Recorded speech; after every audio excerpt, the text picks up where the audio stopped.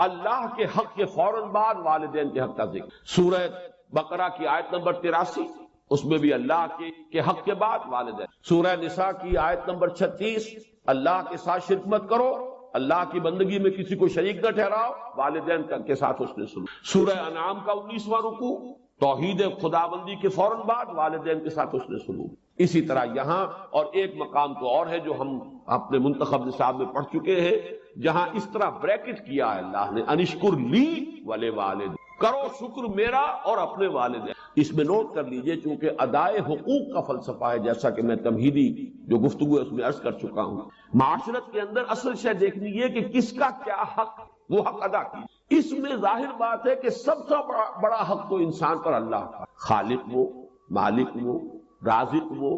اور حقیقتاً رب بھی وہی ہے، پالنے والا وہی ہے. البتہ پالنے میں اللہ نے ذریعہ بنایا ہے والدین کو. انسان وجود میں آتا ہے والدین کے ذریعے. یہ جو بھی نعمت وجود عطا ہوئی ہے اس میں بھی ذریعہ اور واسطہ والدین بن. پھر جو ربوبیت ہے، پالنا پوسنا ہے، اس میں بھی اللہ کی ربوبیت کا سب سے بڑا ذریعہ، خاص طور پر اس وقت جب کہ انسان اپنے پاؤں پر کھڑا نہیں ہے، جیسے کہ آگے آ رہا ہے رب ارحمہما کما ربیانی صغیرا. اے رب جب کہ میں بالکل چھوٹا سا تھا، مجھے تو اپنی ضرورتوں کا احساس بھی نہیں تھا، میں اپنی کسی ضرورت کا شعور بھی نہیں رکھتا، انہوں نے میری کیئر کی ہے، مجھے پالا پوسا ہے، میری ضروریات فراہم، یہ میری تکلیف پر خود جاگتے رہے ہیں اور تڑپتے رہے، اپنا پیٹ کاٹا ہے اور مجھے کھلایا ہے. یہ سارا کام جو انہوں نے میرے ساتھ کیا، پروردگار ان کے احسانات کا بدلہ میں نہیں چکا سکتا، تجھ ہی سے درخواست کر رہا ہوں رب ارحمہما کما ربیانی صغیرا. تو معلوم ہوا کہ یہ در حقیقت اسلامی تمدن اور اسلامی معاشرت کا اصل الاصول ہے کہ حقوق میں اللہ کے حق کے فوراً بعد بلکہ متصلاً بعد بریکٹڈ اللہ کے حق کے ساتھ والدین کا. یہاں بھی ذرا ایک فرق جو ہے وہ نوٹ کر لیں. جہاں بات آئے گی اطاعت کی، اطاعت اللہ کے بعد رسول کی، والدین کی نہیں. والدین کی اطاعت تو مشروط ہوگی، لیکن اللہ کی اطاعت کے ساتھ بریکٹڈ اطاعت اطیعوا اللہ واطیعوا الرسول. سورہ تغابن میں بھی ہم پڑھ چکے فَإِن تَوَلَّيْتُمْ فَإِنَّمَا عَلَىٰ رَسُولِنَا الْبَلَاغُ الْمُبِينُ. اطاعت میں اللہ کے بعد فوراً اللہ کا رسول، محبت میں اللہ کے فوراً بعد اللہ کا رسول. قُلْ إِن كَانَ آبَاؤُكُمْ وَأَبْنَاؤُكُمْ وَإِخْوَانُكُمْ وَأَزْوَاجُكُمْ وَعَشِيرَتُكُمْ وَأَمْوَالٌ اقْتَرَفْتُمُوهَا وَتِجَارَةٌ تَخْشَوْنَ كَسَادَهَا وَمَسَاكِنُ تَرْضَوْنَهَا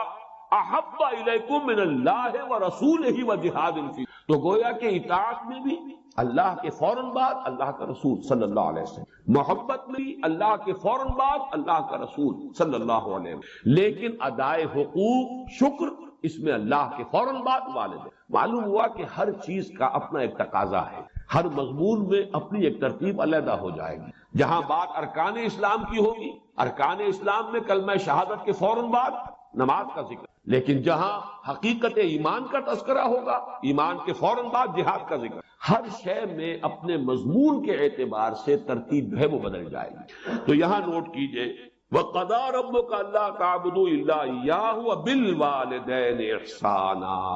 اب یہاں خاص طور پر جو نوٹ کرنے کی بات ہے وہ یہ ہے کہ در حقیقت یہ بھی معاشرتی استحکام اور خاص طور پر خاندان کے ادارے کے استحکام کے لیے بہت بنیادی ہدایت. میں عرض کر چکا ہوں جب سورہ تحریم کے تمہیدی مضامین ہم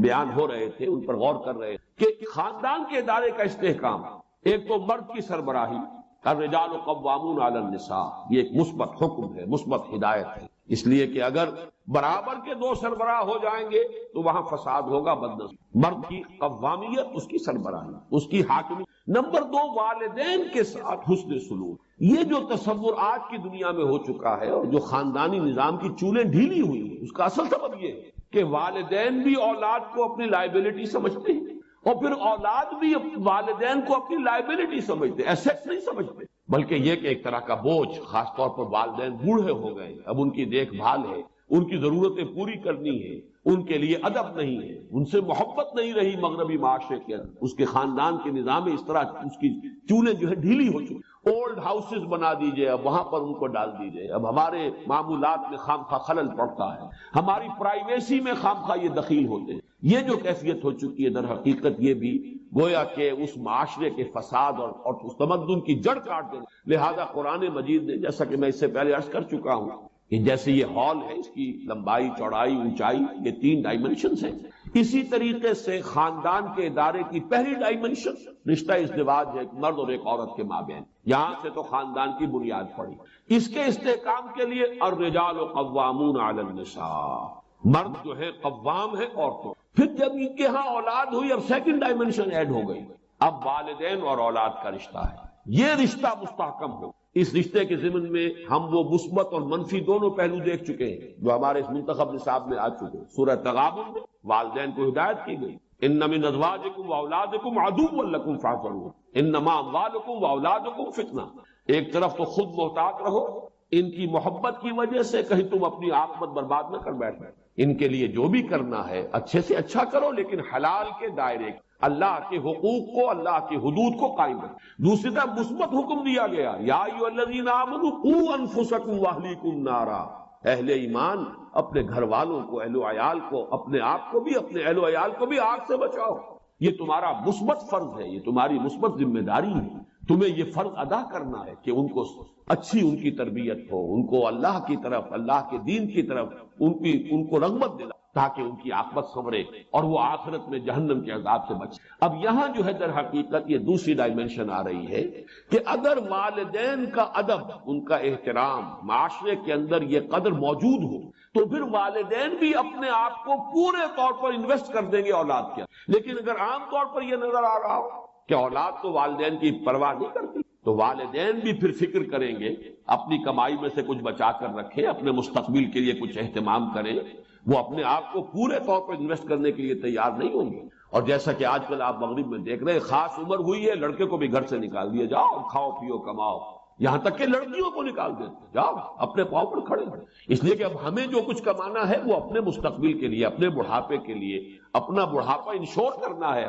ہمیں اس کے لیے آسائشوں کا اہتمام کرنا ہے۔ ہم تمہیں اب اپنی لائبلٹی نہیں سمجھ۔ اللہ کا فضل و کرم ہے کہ ہمارے مشرقی معاشرے میں ابھی تک وہ اقدار موجود ہے کہ والدین بھی اپنے آپ کو بالکل لیا انویسٹ کرتے ہیں اولاد میں، اعتماد کرتے ہیں۔ اس لیے کہ اولاد بھی بالعموم یہ شکل ابھی ہمارے معاشرے میں موجود ہے کہ بڑھاپے والدین کا سہارا بنتے ہیں، ان کے لیے، ان کی خدمت کرنے کے لیے اپنی امکانی حد تک قبر بستہ رہتے۔ تو یہ بھی در حقیقت باہمی اعتماد، خاندانی کے ادارے کے استحکام کا ایک بہت بڑا ذریعہ، وہ بات ہے جو یہاں تفصیل سے آ رہی ہے۔ وَقَضَىٰ رَبُّكَ أَلَّا تَعْبُدُوا إِلَّا إِيَّاهُ وَبِالْوَالِدَيْنِ إِحْسَانًا، والدین کے ساتھ حسن سلوک۔ اور اس مقام پر، اس مضمون پر، یہ مقام ضربۂ سلام ہے قرآن میں، جتنی تاکید یہاں آئی ہے اور جتنے اسلوب کے ساتھ اس کو بیان کیا گیا ہے یہاں، واقعہ یہ ہے کہ یہ ضربۂ سلام چوٹی ہے قرآن مجید کی اس موضوع۔ اما یبلغن عندک الکبر احدہما او کلاہما، اگر پہنچ ہی جائیں تمہارے پاس کبر، بڑی عمر کو، بڑھاپے کو، احدہما ان دونوں میں سے کوئی ایک، او کلاہما یا وہ دونوں، فلا تقل لہما اف، تو انہیں اف تک مت کہو۔ یہ اف کیا شے ہے؟ اف عربی زبان میں کہتے ہیں قابل نفرت شے، جس سے گھن آتی ہے، جیسے کہیں کوئی غلاظت ہے یا کہیں پر کوئی یہ ناخن تراشے گئے ہیں وہ کہیں پڑے ہوئے ہیں، ان سے جن سے انسان کو کچھ گھن سی آتی ہے۔ یہ ہے لفظ، اس کا مادہ جو ہے حمزہ اور فا، اس کا مادہ یہ ہے۔ تو اف کہنا جو ہے در حقیقت کچھ نفرت کا، استحقار کا۔ فلا تقل لہما اف، تو انہیں اف تک مت کہو۔ قرآن مجید میں یہ لفظ آیا ہے، ایک تو یہ کہ حضرت ابراہیم علیہ السلام نے کہا تھا اف لکم وما تعبدون، بڑی نفرت اور حقارت کے ساتھ اپنی قوم سے خطاب کر کے کہا تھا تمہارے لیے اور تمہارے معبودوں کے لیے تف ہے، تم پر بھی اور تمہارے معبودوں پر بھی، یعنی یہ کہ میں ان سب سے بری ہوں اور میرا ان سے کوئی قسم کا کوئی تعلق۔ انی وجہت وجہی للذی فطر السماوات والارض حنیفا وما انا من، اور یہی لفظ ایک مرتبہ آیا ہے سورہ احقاف کی آیت نمبر 17 میں کہ جو ناخلف اولاد ہوتی ہے وہ اپنے والدین سے جس طریقے سے مخاطب ہوتی ہے، اف لکما اتعداننی، کیا آپ ڈھکوسنے کی باتیں کر رہے ہیں؟ کیا مجھے بتا رہے ہیں کہ میں جب مر جاؤں گا اور مٹی ہو کر مٹی میں مل جاؤں گا پھر مجھے اٹھا لیا جائے گا؟ تو وہاں بھی لفظ اف آیا ہے۔ تو یہاں نوٹ کیجئے، فلا تقل لہما اف، انہیں اف تک نہ، کسی معاملے میں کہیں انہیں یہ احساس ہو، اس کو اصل مفہوم سمجھیے، ان کے احساسات مجروح نہ ہو، یہ ہمیں کوئی اپنے اوپر بوجھ سمجھ رہے ہیں۔ یا یہ کہ ہم سے کسی درجے میں کوئی نفرت کر رہے ہیں، ہمیں اب کوئی بنظر استحقار دیکھ رہے ہیں، اولاد کی طرف سے یہ طرز عمل والدین کے لیے ظاہر بات ہے کہ نہایت ان کے جذبات کو مجروح کرنے والا ہوگا۔ فلا تقل لهما اف ولا تنهرهما، جھڑکو مت۔ یہ آگے بات مزید واضح ہو جائے گی۔ کبھی ایسا ہوتا ہے کہ بڑی عمر کو والدین پہنچ گئے ہیں، تو جیسے خود قرآن مجید میں سورہ حج میں بیان کیا گیا ارذل العمر، ایک بڑی عمر ایسی بھی ہوتی ہے کہ وہ جس کو ارذل عمر کہا گیا ہے، اور اس میں کہ لا یعلم من بعد علم شیئا، انسان کے حافظے، ذہن میں، سوچ میں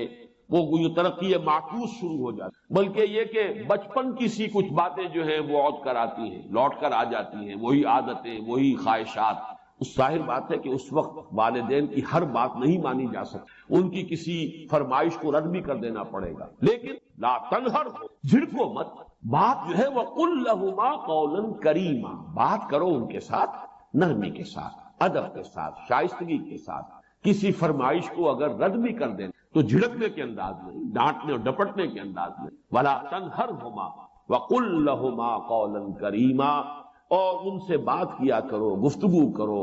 ان کے سے مخاطب تو بڑے ادب کے ساتھ، نرمی کے ساتھ، شائستگی کے ساتھ، تہذیب کے ساتھ، ان کے مقام اور مرتبے کو ملحوظ رکھتے۔ وَخْفِضْ لَهُمَا جَنَاحَ الذُّلِّ مِنَ الرَّحْمَةِ، دیکھیے یہاں کتنے مختلف اسلوبوں سے بات لائی جا رہی ہے، ایک ہی بات ہے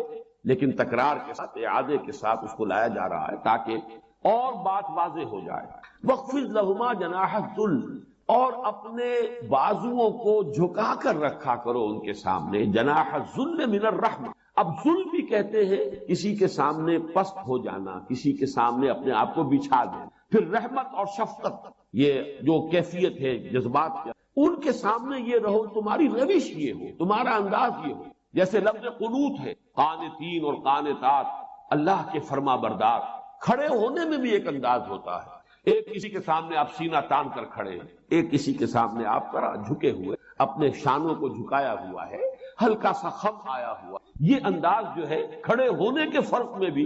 انسان کی جو باطنی کیفیات اور احساسات ہیں ان کا پورا انعکاس ہو جاتا ہے۔ اسی طریقے سے وَخْفِضْ لَهُمَا جَنَاحَ الذُّلِّ مِنَ الرَّحْمَةِ، یہی لفظ آیا ہے سورہ حجر میں حضور کے لیے، حضور سے فرمایا گیا وَخْفِضْ جَنَاحَكَ لِلْمُؤْمِنِينَ، اے نبی آپ اہل ایمان کے حق میں شفقت اور رحمت کے ساتھ اپنے کندھوں کو، اپنے بازوؤں کو جھکا کر۔ اور اس میں گویا کہ ایک تصویر لفظی ہے کہ جیسے مرغی جو ہے وہ اپنے بچوں کو اپنے پروں تلے چھپا لیتی، ذرا سا کہیں خطرہ محسوس ہوا، کوئی اندیشہ ہوا، تو چاہے وہ بلی کے ساتھ بلی آ رہی ہو، اسے لڑنے کو تیار ہو جائے گی مرغی اپنے بچوں کے، ورنہ تو شاید بھاگے وہاں سے، لیکن بچوں کو بچانے کے لیے اپنے ان پروں کے نیچے چھپا کر اور وہ کھڑی ہو جائے۔ تو یہ انداز جو وَخْفِضْ جَنَاحَكَ لِلْمُؤْمِنِينَ، اے نبی آپ بھی اپنے کندھوں کو، اپنے بازوؤں کو شفقت کے ساتھ اب اہل ایمان کے سامنے جھکا کر، وہ جب آئیں تو محسوس کریں آپ میں رحمت اور رافت اور شفقت۔ وہ لفظ یہاں آیا ہے وَخْفِضْ لَهُمَا جَنَاحَ الذُّلِّ مِنَ الرَّحْمَةِ، یہ انداز اختیار کرو ان دونوں کے سامنے کہ اپنے بازوؤں کو، اپنے شانوں کو، اپنے کندھوں کو جھکا کر، من الرحمہ، نیاز مندی کے ساتھ، رحمت اور شفقت کے ساتھ۔ وَقُلْ رَبِّ ارْحَمْهُمَا كَمَا رَبَّيَانِي صَغِيرًا، اور یہ جان لو کہ تم کتنی بھی کوشش کر لو اپنے والدین کا حق ادا نہیں کر سکتے۔ اللہ سے دعا، اللہ سے مانگو۔ وَقُلْ رَبِّ ارْحَمْهُمَا، کہو اے رب میرے ان پر رحم فرمائیو، کما ربیانی صغیرا، جیسے کہ ان دونوں نے مجھے پالا پوسا تھا جبکہ میں چھوٹا سا۔ یہ میں کئی مرتبہ عرض کر چکا ہوں، یہ تربیت جو ہے باب تفعیل سے، ربا یربی تربیتاً، اس میں اختلاف ہے کہ مادہ اس کا را با با ہے یا را با واو ہے، حرف علت جو ہے آخر میں، لیکن یہ کہ ایک رائے یہ بھی ہے کہ یہ دونوں ایک ہی مادے کی بدلی ہوئی شکلیں ہیں۔ اس بحث میں اس وقت میں تفصیل میں نہیں جانا چاہتا، مختلف مواقع پر یہ بات آ چکی ہے۔ یہاں نوٹ کر لیجئے، تربیت، پالنا، پوسنا، پروان چڑھانا، یہ لفظ ربیا یہ باب تفعیل ہے، ربا یربی تربیتاً کما ربیانی صغیرا، اے رب میرے جیسے انہوں نے مجھے پالا پوسا، میری تکلیف پر تڑپتے رہے، بیمار میں تھا جاگتے یہ رہے، اپنا پیٹ کاٹا مجھے کھلایا، اپنی آرام کی قربانی دی اور میرے لیے فکر مند رہے، لہذا اب ان کے احسانات کا بدلہ میں نہیں چکا سکتا، تجھ ہی سے درخواست ہے کہ تو ہی ان پر رحم۔ وَقُلْ رَبِّ ارْحَمْهُمَا كَمَا رَبَّيَانِي صَغِيرًا، لیکن اب آگے فرمایا رَبُّكُمْ أَعْلَمُ بِمَا فِي، تمہارا رب خوب جانتا ہے جو کچھ تمہارے جیوں میں ہے، ان تکونوا صالحین، اگر تم واقعتاً صالح ہوئے، فإنہ کان للأوابین غفورا، تو اللہ تعالیٰ رجوع کرنے والوں کو معاف کر۔ اس کا جو کانٹیکسٹ ہے اس کو سمجھ لیجئے کہ جیسا کہ میں نے عرض کیا کہ بڑی عمر کو پہنچنے کے بعد بسا اوقات والدین ہیں، اگرچہ والدین ہیں لیکن اب وہ سمجھ نہیں رہی، شعور زائل ہو گیا، جیسے کہ فرمایا وَمِنْكُمْ مَنْ يُتَوَفَّى وَمِنْكُمْ مَنْ يُتَوَفَّى وَمِنْكُمْ مَنْ يُرَدُّ إِلَىٰ أَرْذَلِ الْعُمَرِ لِكَيْ لَا يَعْلَمَ مِنْ بَعْدِ عِلْمٍ شَيْئًا، تم میں سے وہ بھی ہوتے ہیں جو پہلے ہی ان کی وفات ہو جاتی ہے، 40 50 60 70 برس کی عمر میں انسان فوت ہو گیا، ابھی حواس قائم ہوتے ہیں۔ وَمِنْكُمْ مَنْ يُرَدُّ إِلَىٰ أَرْذَلِ الْعُمُرِ لِكَيْ لَا يَعْلَمَ مِنْ بَعْدِ عِلْمٍ شَيْئًا، اور تم میں سے وہ بھی ہوتے ہیں کہ جو اس ارذل عمر کو لوٹا دیے جاتے ہیں کہ سب کچھ جاننے کے بعد کچھ نہ جانے۔ انسان کے حواس جو ہے وہ مختل ہو جاتے ہیں، انسان کا شعور زائل ہو جاتا ہے، وہ فہم باقی نہیں رہا، بچوں کی سی عادتیں، بچوں کی سی خواہشیں، بچوں کی سی فرمائشیں جو ہے وہ ہو رہی ہیں۔ اب ظاہر بات ہے اس سطح پر آ کر کوئی کتنا ہی صالح ہو بیٹا یا بیٹی، وہ اپنے والدین کی ہر فرمائش کو تو پورا نہیں کر سکتا، کہیں نہ کہیں تو رد کرنا پڑے گا، کہیں نہ کہیں تو فل سٹاپ لگانا ہوگا، کہیں تو انکار کرنا پڑے گا، اور کسی وقت ہو سکتا ہے کہ کچھ سخت انداز بھی اختیار کرنا پڑے۔ اگر فرض کیجئے کہ حواس بھی مختل ہو گئے ہوں، اگر کہیں کسی کا ذہنی توازن ہی بگڑ گیا ہو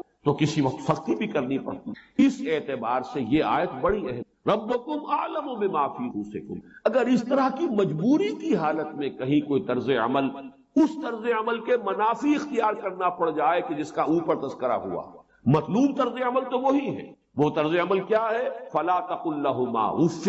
ولا تنهرهما وقل لهما قولا کریما واخفض لهما جناح الذل من الرحمة وقل رب ارحمهما كما ربياني صغيرا۔ اس قدر تفصیل کے ساتھ مطلوب طرز عمل یہ ہے، لیکن یہ کہ اگر کوئی صورتحال ایسی ہو کہ جس میں اس طرز عمل کے برعکس کوئی روش بھی اختیار کرنی پڑے، تو اگر تمہارا اپنا باطن درست ہے، ربکم اعلم بما فی نفوسکم، اللہ خوب جانتا ہے جو کچھ تمہارے جیوں میں ہے، تمہارے دلوں میں ہے، تمہارے سینوں میں ہے، تمہاری نیتیں اس کو معلوم ہے، کس تم صورتحال سے دوچار ہو اس کے علم میں ہے۔ ربکم اعلم بما فی نفوسکم ان تکونوا صالحین، اگر اندر کا معاملہ درست ہے، نیت تمہاری صحیح ہے، اندر سے تمہارا جو باطنی رویہ ہے وہ غلط نہیں ہوا ہے، اس میں ادب موجود ہے، احترام موجود ہے، والدین کے لیے محبت اور شفقت اور رحمت کے جو مطلوبہ جذبات ہیں موجود ہیں، لیکن مجبوراً کہیں کوئی طرز عمل اس کے منافی اختیار کرنا پڑ رہا ہے، فَإِنَّهُ كَانَ لِلْأَوَّابِينَ غَفُورًا، تو اللہ تعالیٰ جو ہے ایسے جو رجوع کرنے والے، یہ میں اس سے پہلے عرض کر چکا ہوں کئی مواقع پر، آبا یعوب اوبن تابا یتوب توبتن، یہ در حقیقت بہت ایک دوسرے کے قریب ہے۔ آبا یعوب سے اواب، یہ فعال کے وزن پر اس میں مبالغہ ہے، بہت رجوع کرنے والا۔ اور ظاہر بات ہے کہ جب کسی انسان کو اپنے والدین میں سے کسی کے ساتھ، بوڑھے والدہ یا بوڑھے والد یا بوڑھی والدہ کے ساتھ یہ رویہ اختیار کرنا پڑے گا تو اسے دکھ بھی پہنچے گا، خود افسوس بھی، رنج بھی ہوگا، اندر ہی اندر وہ جو ہے صدمہ محسوس کرے گا۔ تو فرمایا کہ اگر یہ کیفیت ہے تو اللہ معاف فرمانے والا ہے۔ اللہ تعالیٰ تمہاری باطنی کیفیات، کیٹیگوریکل میرا جواب ہے کہ قطعا نہیں، بلکہ یہ بدعت ہے، یعنی یہ بجائے آپ کو کوئی ثواب دلانے الٹا جو ہے آپ پر ہو جائے گی، ایسی کوئی چیز صحابہ سے ثابت۔ اور ہمارا دین وہی ہے، ما انا علیہ واصحابی، فرمایا جس کو میرا عمل ہے اور میرے صحابہ کا ہے دین تو اصل۔ جہاں تک ایصال ثواب کا تعلق ہے، اس میں ہمارے ہاں ذرا کافی مختلف آراء ہیں۔ مجھے اس رائے سے اتفاق ہے کہ مالی اگر کوئی عبادت ہے اس کا ثواب آپ اپنے کسی فوت شدہ منتقل کر سکتے ہیں، مطلب آپ نے کسی بیوہ کی کو مدد، کسی یتیم کی کو مدد کی ہے، کسی دینی کام میں لگایا ہے، کوئی صدقہ جاریہ شروع کیا ہے، خدمت خلق کی وغیرہ وغیرہ، اس کی تو جو ہے اس کے ثواب کو کیا جا سکتا ہے کہ اللہ اس کا ثواب میرے والد میری والدہ کی ان کو پہنچا دیں۔ جسمانی نے آپ نماز پڑھ کے کہیں اس کا ثواب، یا روزہ رکھ کر اس کا ثواب، یا یہ کہ آپ قرآن پڑھ کر یہ آپ ہی کو ثواب ہوگا، آپ خود پڑھیں گے آپ کو ثواب ہوگا۔ البتہ ایسے تمام افعال کے بعد جب آپ اللہ سے دعا کریں گے، یہ نہیں کہیں گے کہ میرے اس فعل کا ثواب اے اللہ میرے والدین کی مغفرت فرما، تو یہ کوئی نیک کام کرنے کے بعد جو ہے اس دعا کی تاثیر وہ بڑھ جائے، بس اس پہلو میں انڈائریکٹلی اس کا ایک تعلق بن جائے گا، ورنہ یہ کہ وہ اس طریقے سے بچوں کو بلانا اور پڑھانا اور یہ جو ہے سوئے میں کرنا اور قرآن خوانی کی محفلیں، یہ سب بدعات ہیں اور یہ در حقیقت دین میں اضافے ہیں اور ان کی کوئی حقیقت۔ دیکھیے انسانی زندگی کے یہ 3 دور ہیں، حیات جو ہماری پیدائش سے ہو کر اور ہماری موت پر، پھر حیات برزخی موت سے لے کر قیامت کے دن تک، اور پھر حیات اخروی ہے قیامت میں ریزریکشن کے بعد سے جو ہے جنت یا دوزخ۔ اس میں ان دونوں زندگیوں کے بارے میں تفصیل سے کوئی بات کرنا بالکل غلط ہے اور اس سے فتنے پیدا ہو۔ ظاہر بات ہے کہ قبر، جسم تو قبر میں رہتا ہے، کوئی شک ہی نہیں، روح کہاں جائے؟ کیا وہ بھی قبر ہی میں رہتی ہے یا کہیں اور چلی جاتی ہے؟ قرآن مجید سجین اور اعلیٰ علم موجود ہے، لیکن یہ تمام چیزیں متشابہات میں، یہ تمام چیزیں قرآن مجید میں سورہ آل عمران کے شروع میں بیان کیا گیا ہے کہ ہم نے یہ کتاب اتاری ہے، اس میں کچھ آیات محکمات ہیں، متشابہات ہیں۔ وہ متشابہات کا ایگزیکٹ مفہوم جاننا اس وقت ہمارے لیے، یہ تو جب اس عالم میں ہم پہنچیں گے تو معلوم ہوگا کہ ہاں یہ بات تھی کہ جو قرآن میں اس طور، لیکن یہ کہ اس وقت جو ہے جتنا کچھ ہمیں حدیث صحیح میں مل جائے یا قرآن میں، اس عالم برزخ میں بھی یہ تو ہوتا ہے کہ جو نیک لوگ ہیں انہیں کچھ نہ کچھ جو ہے اثرات اچھے ان پر پڑتے ہیں، ان کی ارواح پر، اور کچھ جو برے ہیں ان کے اوپر جو آخری انجام ہونا ہے اس ریفلیکشن ہوتی رہتی ہے، جس کو حدیث میں کہا گیا ہے کہ ہر قبر جو ہے وہ یا تو جنت کے باغیچوں میں سے ایک باغیچہ ہے یا دوزخ کے گڑھوں میں سے ایک گڑھا ہے، یا کہیں کہہ دیا جاتا ہے کہ کھڑکی کھول دی جاتی ہے اس میں، یا جنت کی طرف سے ٹھنڈی ہوائیں آئیں، خوشبوئیں آئیں، اور یا دوزخ کی سے کہ آگ کی لپٹ آئے۔ دوزخ میں داخل ہوں گے قیامت کے بعد ہی، اور جنت میں داخل ہوں گے قیامت کے بعد ہی، لیکن اس کے کچھ آثار پڑنے، وہ جس کو انگریزی میں آپ کہتے ہیں coming events cast their shadows before, بعد میں آنے والے واقعات جو ہیں ان کے کچھ سائے جو ہیں پہلے سے آنے شروع ہو جاتے ہیں۔ تو اسی طرح سمجھیے کہ جو کچھ آخرت میں کسی انسان کے ساتھ ہونا ہے اس کا ایک عکس جو ہے وہ عالم برزخ۔ اسی لیے قرآن مجید میں یہ بھی آیا ہے کہ یہ جو آل فرعون تھے یہ صبح و شام جہنم پر پیش کیے جائے، اور قیامت کے دن پھر کہہ دیا جائے گا ادخلوا آل فرعون نار، ان کو داخل کر دو آگ پر۔ تو یہ اس حد تک، باقی یہ ہے کہ تم نے جانا، ہاں ایک رائے ہے، یہ شاہ ولی اللہ دہلوی رحمۃ اللہ علیہ کی، اگر ان کی رائے نہ ہوتی تو میں اسے بیان بھی نہیں، لیکن یہ کہ وہ ایک بہت بڑے محدث اور بہت مفکر اور دین کے فلسفے سے بہت بڑے واقف انسان تھے، انہوں نے کہا کہ جو اولیاء اللہ ہوتے ہیں، اللہ کے نیک بندے، اللہ کے بندے، ان کے انتقال کے بعد ان کی روحوں کو بھی اللہ فرشتوں کے طبقہ اسفل میں شامل کر، یہ فرشتے ہیں نا اس وقت بھی موجود ہیں، ابھی شاید اگلے ہی دن میں وہ حدیث جو ہے اس کا بیان آئے گا کہ جب بھی کسی گھر میں، اللہ کے گھر میں کچھ لوگ اس لیے جمع ہو کہ اللہ کی کتاب پڑھیں اور سمجھیں اور سمجھائیں، تو ان کے اوپر فرشتے گھیرا ان کا ڈال دیتے اور ان پر اللہ کی طرف سے سکینت نازل ہے اور رحمت نازل ہے، اور اللہ ان کا ذکر کرتا ہے فرشتوں کے پاس، دیکھو میرے بندے، تم کہتے تھے یہ فساد مچائے گا، دیکھو یہ بھی تو ہے نا جو میرے کلام کو پڑھنے کے لیے جمع ہے، تو فرشتے ہیں موجود، ہم میں سے ہر ایک کے ساتھ 2 فرشتے موجود، تو یہ فرشتہ اسفل ہے، سب سے نیچے، جو دنیا کے کاروبار کو چلانے میں اللہ تعالیٰ کے سول سرونٹ، پھر اس سے اوپر کے فرشتے ہیں، اس سے اور اوپر کے پھر مقربین ہیں جو اللہ تعالیٰ کے قریب ترین فرشتے، لیکن یہ کہ ملائکہ کے طبقہ اسفل میں شامل کر لیتے ہیں تاکہ جو کام اللہ تعالیٰ ملائکہ سے لیتا ہے لینے شروع کر دیتا تھا، لیکن ہمیں یہ اجازت نہیں ہے کہ ہم فرشتوں کو پکار کر کیا فرشتے ہیں، جبریل ہے، میکائیل یا فلاں ہے، منکر جو یا میرے جو ہے کرامن کاتبین میرا یہ کام کر، یہ شرک ہے۔ اسی طرح ہو سکتا ہے انبیاء کی ارواح جو ہے اللہ تعالیٰ نے شامل کی ہوئی اس لشکر کے اندر، وہ کام کر رہے ہیں اور وہ اللہ تعالیٰ کے وہ مختلف معاملات جو ایگزیکیوٹ کرتے ہیں، لیکن ہم کسی کو پکارتے ہیں۔ اب یہ نوٹ کر لیجئے، ہدایت و ضلالت اس دنیا میں جو مختلف حالتیں انسان پر طاری ہو، یا نعمتوں کی بارش ہو رہی ہے، یا تنگی ہے، فقر ہے، احتیاج، دنیاوی حیثیت ہے، وجاہت ہے، یا دنیا میں گمنامی ہے، کسنوی فرصت کے بھیا کیستی، کوئی آپ کا حال ہی نہیں پوچھ رہا کہ تم ہو کون، تمہارے منہ میں کتنے دانت، یا یہ کہ دنیا میں اقتدار کہ کسی مسند پر انسان بیٹھا ہے، یا یہ کہ کوئی اس کے ہاتھ میں اختیار نہیں، یہ تمام جو حالات انسان پر طاری ہوتے ہیں، ان کے جواب میں جو طرز عمل فکری اعتبار سے اور عملاً انسان اختیار کرتا ہے، اس کے 4 درجے۔ پہلا درجہ ہے انتہائی گمراہی وَاللَّهُ ضَلَالًا بَعِيدًا، وہ کیا ہے؟ اگر عزت ہوئی، نعمتیں ملی، فلاں دیوی یا دیوتا کی نگاہ کرم ہے، اس کی کرپا سے، اور اگر کوئی تکلیف آ گئی، مصیبت آ گئی، معلوم ہوتا ہے کہ فلاں دیوی یا دیوتا ہم سے ناراض ہے، یہ کالی دیوی کی طرف سے کوئی مصیبت آ گئی ہے، یا یہ کہ یہ لکشمی دیوی کی نگاہ کرم ہے کہ ہمیں دولت مل گئی ہے، یہ تو ہے شرک۔ شرک ہونے کے اعتبار سے یہ ہے وَاللَّهُ ضَلَالًا بَعِيدًا، انتہائی پستی۔ اس پستی سے اوپر آئیں گے تو توحید کی پہلی منزل، عزت دی اللہ نے، اگر کوئی تنگی آ گئی، فقر، تکلیف، کوئی ذلت، رسوائی، یہ بھی اللہ کی۔ ایک اعتبار سے کوئی انسان ہدایت پر آ گیا، بڑی گہرائی تھی اس گندگی کی اور اس خباثت کی جو شرک جس کا نام ہے، اس سے انسان نکل آیا، نجاست۔ توحید تو ہے لیکن اب اس نے اس کی گمراہی کا ایک ایلیمنٹ شامل ہے، اور یہ گمراہی سے جب تک آگے نہیں آئے گا، اوپر نہیں ابھرے گا، اس کا طرز عمل کیا ہوگا کہ ذرا کچھ مل گیا، عزت مل گئی، پھولے نہیں سما رہے، اب زمین پر قدم نہیں ٹک رہے، گردن اکڑ رہی، کہیں محرومی ہو گئی، کوئی تکلیف آ گئی، کوئی مشقت، فقر آ گیا، اب بجھ کر رہ گئے۔ ان دونوں کیفیات میں انسان کا پینڈولم جو ہے وہ ایکسٹریم ہو جائے گا۔ یہ کب ہوگا؟ جبکہ انسان یہ سمجھتا ہے کہ اس دنیا میں جو دولت مل گئی یا عزت مل گئی تو یہ گویا کہ بڑی کوئی قابل فخر، اور اگر یہاں پر کوئی تکلیف آ گئی، کوئی مصیبت آ گئی، فقر و فاقہ آ گیا تو یہ گویا کہ بہت ہی اہانت آمیز شے ہے۔ اگر یہ انسان سمجھے گا تو طرز عمل وہ نکلے گا نتیجے کے طور پر جو میں بیان کر چکا ہوں، یہ گمراہی ہے۔ اس گمراہی سے نکلیں گے تو آپ کس مقام پر آئے؟ دوسری منزل ہدایت کی کیا ہے؟ نہ یہ عزت ہے نہ یہ ذلت ہے، دونوں حیثیتیں برابر ہیں کہ یہ امتحان ہے۔ اسی لیے ان دونوں آیتوں میں ایک لفظ قدر مشترک ہے، اذا مبتلا فاطمہ الانسان و اذا مبتلاہ ربہ فاکرمہ ونعمہ، یہ بھی ایک ابتلا ہے، آزما رہا ہے اللہ، کبھی وہ دے کر آزماتا ہے، کبھی چھین کر آزماتا ہے، کبھی فقر و فاقہ سے آزماتا ہے، کبھی وہ کثرت دولت اور کثرت مال سے آزماتا ہے، کبھی وہ صحت دے کر آزماتا ہے کہ یہ قوت اور توانائی اور صحت جو میں نے دی ہے یہ اس میں کیا کرتا ہے، کبھی وہ مرض کے ذریعے سے آزماتا ہے کہ صبر کرتا ہے کہ نہیں کرتا۔